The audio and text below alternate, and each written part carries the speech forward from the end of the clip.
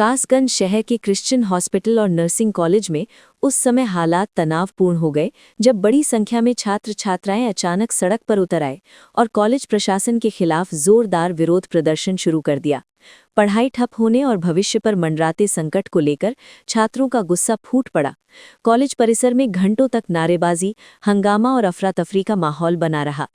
छात्रों का आरोप है कि कॉलेज में लंबे समय से नियमित पढ़ाई नहीं हो रही है, जिससे उनका पूरा शैक्षणिक सत्र बुरी तरह प्रभावित हो रहा है। उन्होंने बताया कि क्लासेस समय पर नहीं लग रही हैं, कई विषयों की पढ़ाई अधूरी है और सिलेबस पूरा होने की कोई स्पष्ट योजना भी सामने नहीं रखी गई है। ऐसे में परीक्षा नज़दीक आने के बावजूद वे खुद को पूरी तरह असहाय महसूस कर रहे हैं। प्रदर्शन कर रहे छात्रों ने कॉलेज प्रशासन की कार्यप्रणाली पर गंभीर सवाल उठाए। उनका कहना है कि कॉलेज के प्रिंसिपल और डायरेक्टर के बीच चल रही आपसी खींचतान का सीधा असर उनकी पढ़ाई पर पड़ रहा है। प्रशासनिक विवाद के कारण ना तो शैक्षणिक गतिविधियां सुचारू रूप से चल पा रही हैं और ना ही छात्रों को आवश्यक मार्गदर्शन मिल रहा है। छात्रों ने आरोप लगाया कि ये आंतरिक संघर्ष अब उनके भविष्य के साथ खिलवाड़ बन चुका है। छात्र छात्राओं ने ये भी बताया कि कॉलेज में न तो समय पर इंटरनल एग्जाम कराए जा रहे हैं और न ही प्रैक्टिकल ट्रेनिंग की व्यवस्था की गई है।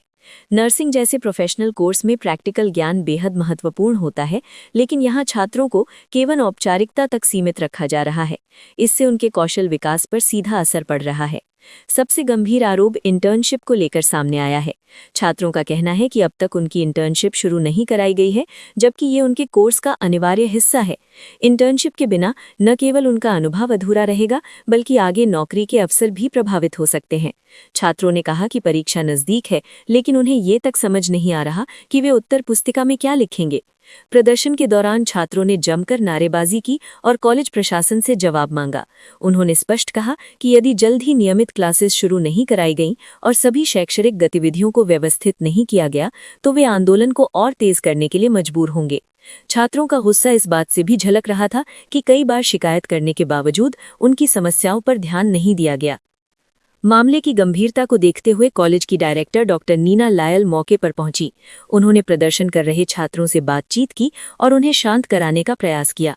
डायरेक्टर ने छात्रों को भरोसा दिलाया कि उनकी सभी समस्याओं को प्राथमिकता के आधार पर हल किया जाएगा और जल्द ही पढ़ाई को नियमित रूप से शुरू कराया जाएगा। डायरेक्टर के आश्वासन के बाद स्थिति धीरे धीरे नियंत्रण में आई और छात्र छात्राएं शांत हुए। हालांकि उन्होंने स्पष्ट चेतावनी दी कि यदि जल्द ही ठोस कार्रवाई नहीं की गई तो वे दोबारा आंदोलन करेंगे और इस बार प्रदर्शन और भी उग्र हो सकता है। ये पूरा मामला न केवल कॉलेज प्रशासन की कार्यप्रणाली पर सवाल खड़ा करता है, बल्कि शिक्षा व्यवस्था की गंभीर खामियों को भी उजागर करता है। एक ओर जहां सरकार स्वास्थ्य क्षेत्र में कुशल नर्सिंग स्टाफ तैयार करने पर जोर दे रही है, वहीं दूसरी ओर इस तरह की लापरवाही छात्रों के करियर को अंधेरे में ढकेल रही है।